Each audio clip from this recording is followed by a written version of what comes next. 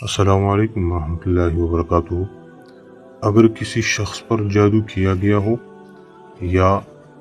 اس پر جنات مسلط ہوں یا تعویذات وغیرہ کیے گئے ہوں یا کسی گھر پر جادو جنات تعویذات مسلط ہوں، تو یہ جو نقش مبارک آپ کو نظر آ رہا ہے، آپ نے یہ نقش مبارک لکھنا ہے اور گھر میں کسی ایسی جگہ پر آپ نے دفن کرنا ہے کہ جہاں پر پانی کا اثر نہ ہو، جہاں پر پانی نہ جاتا ہو یا بارش کا پانی بھی نہ جاتا ہو۔ اگر وہاں پر پانی کا اثر چلا گیا تو تعویذ ختم ہو جائے گا، تعویذ کا اثر ٹوٹ جائے گا۔ اسی طرح اگر آپ کے گھر پر کوئی بڑا مسئلہ ہے یا جنات سخت ہیں تو آپ خود اس عمل میں، اس الجھنوں میں نہ پڑیں، کسی عامل کامل سے رابطہ کریں